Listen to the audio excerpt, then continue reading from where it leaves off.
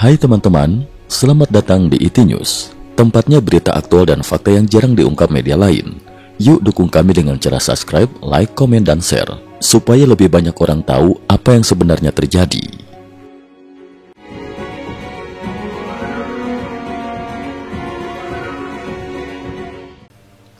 Salam pemirsa, Desa Red Army, 27 hingga 28 Oktober 2025.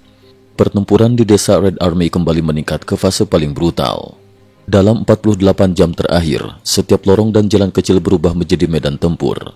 Militer Ukraina dilaporkan berhasil menumpas ratusan pasukan Rusia, menandai perubahan situasi yang sangat dramatis di garis depan.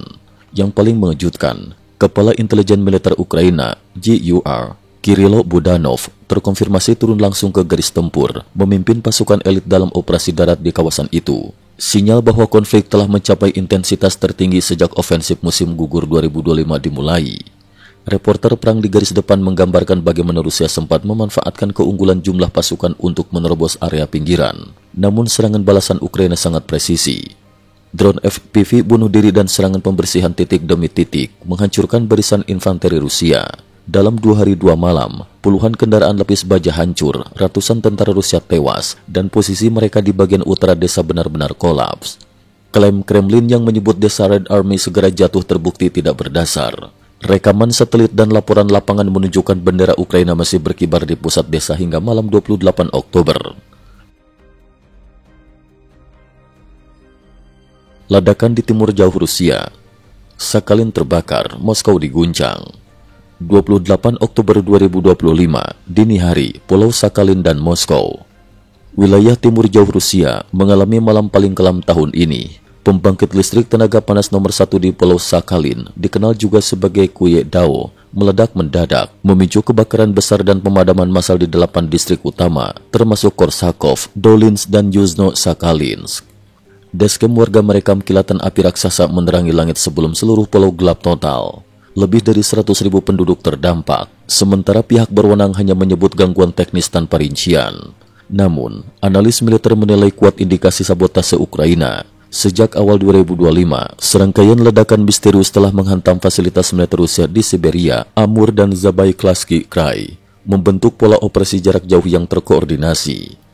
Di waktu hampir bersamaan, Moskow kembali diserang. Pertahanan udara Rusia menembakkan rudal pencegat secara acak. Kilatan orange terlihat di langit ibu kota. Laporan menyebut bandara militer Kubinka dan Lukovitsi sempat mengevakuasi armada pembom strategis Tu-95 dan Tu-22M untuk mencegah kerugian besar. Pesan Ukraina jelas, mereka tidak lagi bertahan, melainkan membawa perang langsung ke jantung Rusia.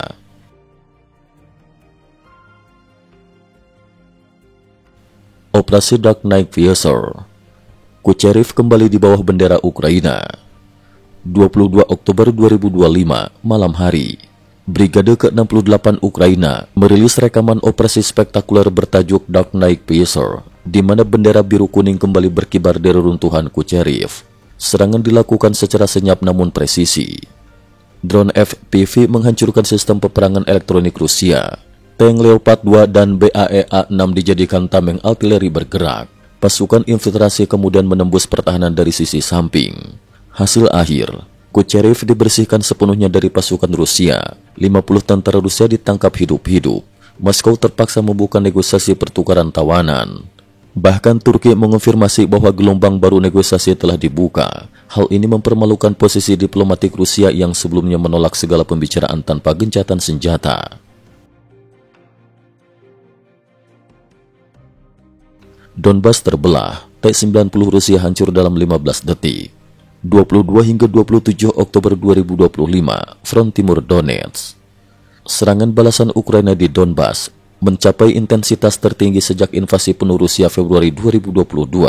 Video termal dari Brigade Mekanis Ukraina menunjukkan penghancuran tank T-90 Rusia hanya dalam 15 detik, menggunakan rudal anti-tank Stagnapi buatan lokal dan drone termal Turki. Hasil serangan malam tunggal, 5 unit T-90 hancur total. 3 kendaraan lapis baja lumpuh, puluhan awak tank veteran Rusia tewas. Sistem pertahanan aktif Afganit yang selama ini dibanggakan Rusia gagal berfungsi. Beberapa awak bahkan terlihat melompat dari tank sebelum kendaraan mereka meledak. Rekaman ini viral di platform militer Eropa.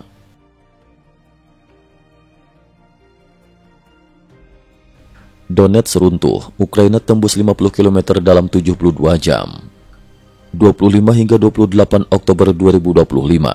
Menurut peta taktis Deep State, Ukraina berhasil membobol hingga 15 km garis pertahanan Rusia dan mendekat ke hub logistik Dobropilia, membuat jalur suplai ke Pokrovsk kini berada dalam jangkauan HIMARS. Rusia terpaksa menarik pasukan hingga 10 km ke belakang dan membangun garis pertahanan baru. Ukraina menerapkan taktik Mantis Strike yang inovatif. 1. HIMARS menghantam jalur suplai terlebih dahulu, memutus logistik. 2. Drone bunuh diri Swarm FPV menghancurkan pos artileri. 3. Pasukan khusus menyerang dari sisi samping, bukan frontal. Perang pun beralih dari adu tank versus tank menjadi adu drone dan kecerdasan buatan, paradigma baru yang menandai era peperangan generasi ke-6.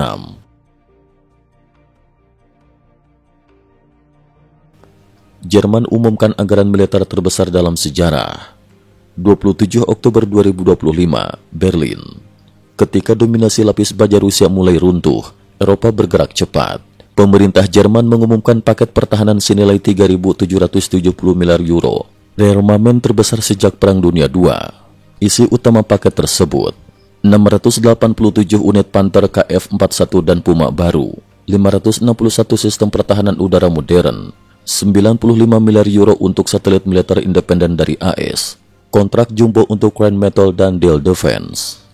Hanya 5% dari dana digunakan untuk membeli senjata AS, tanda bahwa Jerman ingin melepaskan ketergantungan militer sepenuhnya dari Washington. Langkah ini menandai lahirnya mini NATO Eropa dengan Jerman sebagai motor utama.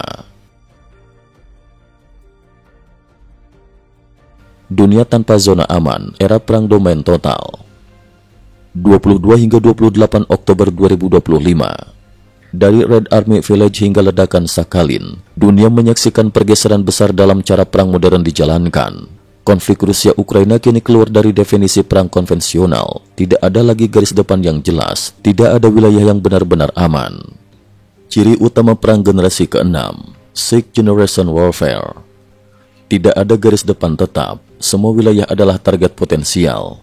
Teknologi murah drone dan AI mengalahkan senjata mahal. Perang cyber dan sabotase menjadi divisi militer tak terlihat.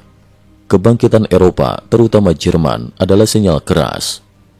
Dunia sedang memasuki fase perang blok spesifik penuh seperti awal Perang Dunia I, hanya saja kali ini bersenjata AI, satelit militer dan drone swarm. Kesimpulan strategis per 28 Oktober 2025. Ukraina kini berperan ofensif penuh, bukan lagi bertahan. Rusia tertekan dari dua arah, barat Donbas Moskow dan timur jauh Sakhalin. Eropa mempercepat kemandirian militer di luar bayang-bayang NATO. Eskalasi konflik terus meningkat, tanpa tanda menuju deeskalasi. Dunia resmi memasuki era perang tanpa garis belakang, era tanpa zona aman. Cukup sekian dulu, terima kasih atas perhatiannya. IT News juga memiliki channel di platform Mohon kunjungan dan bantu subscribe agar bisa mengikuti perkembangan dunia tanpa batas. Terima kasih. Link kancing ada di dalam description.